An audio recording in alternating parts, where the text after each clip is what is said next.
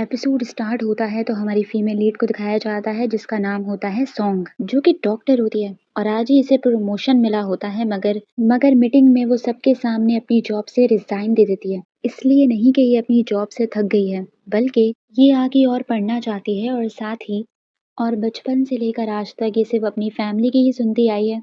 इसीलिए डॉक्टर भी बनी है, मगर अब ये अपनी जिंदगी अपनी मर्जी से जीना चाहती है। इसकी बेस्ट फ्रेंड जिसका नाम होता है हान, इसने अभी ही अपना वुमेन सप्लाई स्टोर खोला होता, यानी कि वुमेन्स की जरूरत की चीजों का, और अपने स्टोर में सॉन्ग को पार्टनरशिप करने को कहती है कि अभी तुम फारिग ही हो तो क्यों ना मेरे साथ मिलकर बिजनेस कर लो।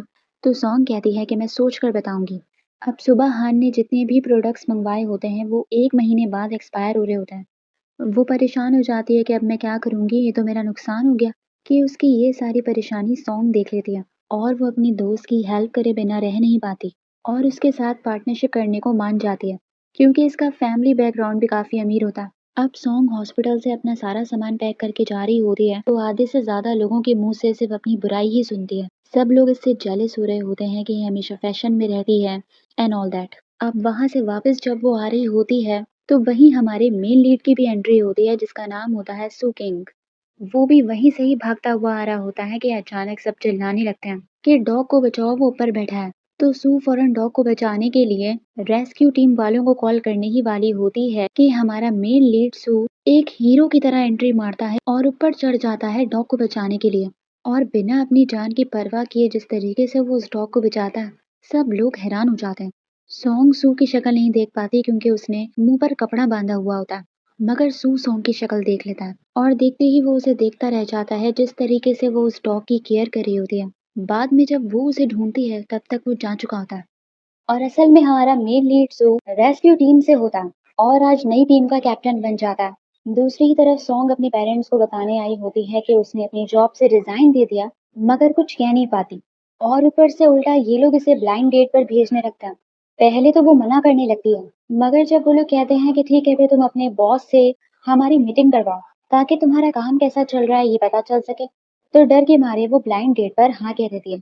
मगर इसे पता नहीं होता कि जिसके साथ ब्लाइंड डेट इन्होंने फिक्स की होती है वो सू ही होता है। सू के ग्रैंडफादर ने जबरदस्ती ही इसकी ब्लाइंड डेट रखी होती है, क्योंकि बचपन से लेकर आज तक ये किसी लव के चक्करों में पड़ा ही नहीं। इसीलिए इसका दोस्त लू के ग्रैंडफादर की मदद करता है और इसका रिज्यूम बनाकर उनको भिजवा देता है। वहाँ सॉन्ग प्लानिंग कर रही होती है कि किस तरीके से वो ब्लाइंड डेट पर उस लड़के को भगाएगी।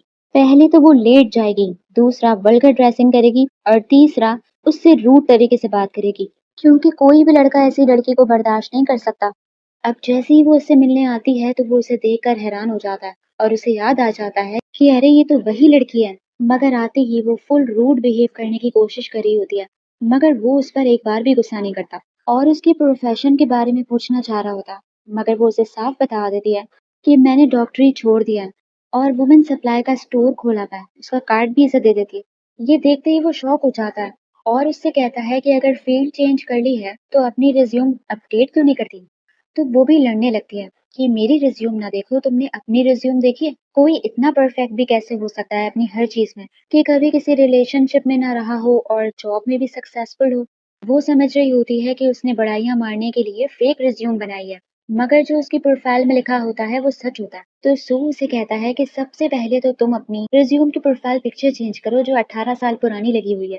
जब ये इसे पहचान नहीं पाता, वो उसकी हर बात का टेढ़ा मेढ़ा जवाब देकर चली जाती है, मगर वो एक बार भी उस पर गुस्सा नहीं करता।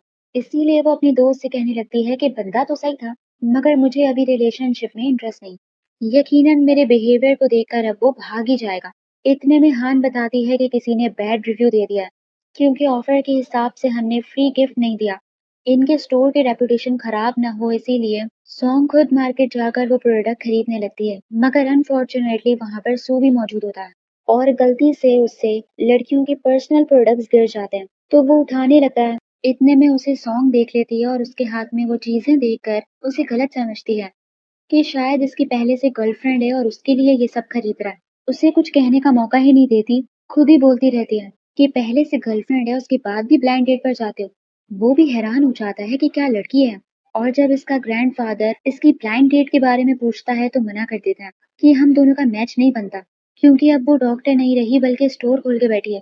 ग्रैंडफादर को जब पता चलता है कि कौन सा स्टोर, तो वो भी हैरान हो जाता है कि अगर कुछ खोलना ही था तो क्लिनिक खोल लेती, वरना इससे पहले तो ये उसे अपनी बहू तक मान चुके थे। अब रिश्ते वाली सॉन्ग की मदर को सुना रही होती है कि आपने तो मेरी नाक कटवा दी, क्योंकि सू का ग्रैंडफादर बहुत अमीर इंसान है। आपकी बेटी को इतना चीप लेवल का काम करने की क्या जरूरत थी? कि इतने में सॉन्ग आकर उन्हें सुनाने लगती है कि आप उस लड़के से पूछें कि पहले से गर्लफ्रेंड होने के बावजूद भी वो ब्लाइंड डेट पर क्यों आया। मगर अब इसके माँ-बाप इससे पूछते हैं कि ये कौन से स्टोर की बात कर रही है। तो अब ये अपने पेरेंट्स से कुछ नहीं छुपा पाती और सब बता देती है कि मैंने रिज़ाइन दे दिया और अपनी दोस्त के साथ स्टोर खोला हुआ है। और स्टोर किस चीज़ का खोला हुआ है ये सुनते ही उसकी माँ चीखना चिल्लाना शुरू कर देती है कि पूरी दुनिया में तुम्हें यही काम मिला था करने के लिए। सॉन्ग कहती है कि अगर मेरा वो स्टोर चल गया तो ठीक है, लेकिन अगर नहीं चला तो मैं फिर अपनी स्टडी कंटिन्यू करूंगी। तो उसका फादर इसे सपोर्ट करता है कि ये कह रही है ना वो, मान लो इसकी बात। अब सॉन्ग को सुपर गुस्सा आ रहा होता है कि इसने मुझे एक्सपोज करने की कोशिश की, देखना अब मैं भी इससे बदला लूंगी। ये क्या करती है कि इसके स्टोर में जितना भी एक्सपायर होने वाला प्रोडक्ट होता है वो सब इसके घर पहुंचा देती है। और उस टाइम वो घर में अपनी पूरी टीम के साथ मौजूद था और उसी टाइम सबके सामने उसका दोस्त लू वो बॉक्स खुलवा देता है।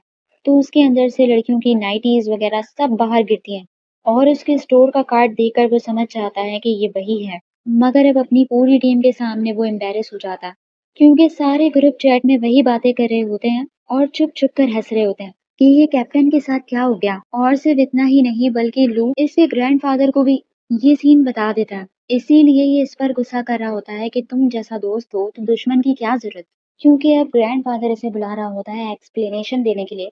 और यही एपिसोड खत्म हो जाता है। तो आप लोग मुझे बताइए आप लोगों को एपिसोड कैसी लगी। लाइक कीजिए, सब्सक्राइब कीजिए और कमेंट भी कर दीजिए। Thank you so much.